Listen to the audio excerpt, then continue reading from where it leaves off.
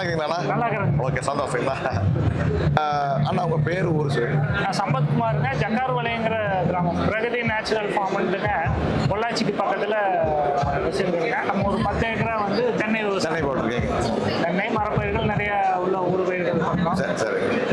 எல்லாத்துக்குமே தண்ணி ஒரு பிரச்சனையாக இருந்துச்சு. இப்போ அண்ணங்கிட்ட நம்மளுக்கு டிடிஎஸ் ரொம்ப அதிகமாக இருந்துச்சுங்க. அப்புறம் பார்த்தீங்கன்னா அண்ணங்கிட்ட பேசிட்டு அப்புறம் நம்மளும் வந்து ஒரு யூனிட் மாட்டினதுக்கப்புறம் நல்ல டிஃப்ரென்ஸ் தெரியுதுங்க. சரிங்கண்ணா. ஓலை கருகிறது அந்த கடைசியில் சரிங்க. அது எல்லாமே வந்து ஓரளவுக்கு எல்லாமே கண்ட்ரோல் ஆயிடுச்சு. சரி.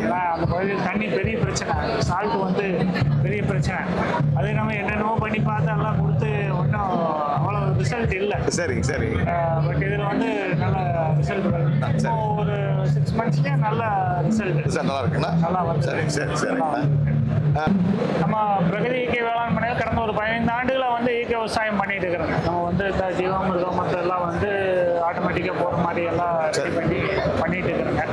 ஏன்னா இன்னைக்கு ஆள் பிரச்சனைகள்ல பெரிய இதாக தெரியுது. நிறைய பகுதிகளில் இந்த தண்ணி பிரச்சனையாக இருக்கிறதுல அது இது சேர்ந்தா தான் வந்து கரெக்டாக ரிசல்ட் கிடைக்குதுங்க. இது வந்து ரொம்ப நல்லா இருக்குதுங்க.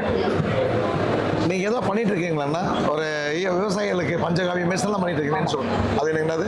நம்ம பயோடைஜஸ்ட் பண்ணுங்க. அதாவது மாட்டு ஷெட்டில் இருந்து பார்த்தீங்கன்னா அதே ஆட்டோமேட்டிக்காக வந்து கழுவி விட்டாங்கன்னா போய் அது வந்து உரமாக மாறி தண்ணியில் கலந்து போகிற மாதிரியான அமைப்பை ஏற்படுத்தியிருக்கிறோம். சரிங்க. இது நம்ம ஒரு பேட்டன்ட் ப்ராடக்டாக நம்ம பண்ணுறது. நிறைய விவசாயிகள் கிட்டத்தட்ட தமிழ்நாட்டில் ஒரு 90 அமைப்புகளுக்கு மேலே போட்டு கொடுத்துருக்கு. சரி. மற்ற ஸ்டேட்லையும் பண்ணியிருக்கிறாங்க. சரி. கவர்மெண்ட்டோட சேர்ந்து அந்த ப்ராஜெக்ட் பண்ணுறோம். நிறைய மாடு வச்சுட்டு அந்த கழிவு எடுக்கிறதே பெரிய பிரச்சனையாக இருக்குது. அதான் அந்த மாதிரி இது பண்ணிட்டு இருக்கீங்க. நல்லா போயிட்டு இருக்கீங்களா?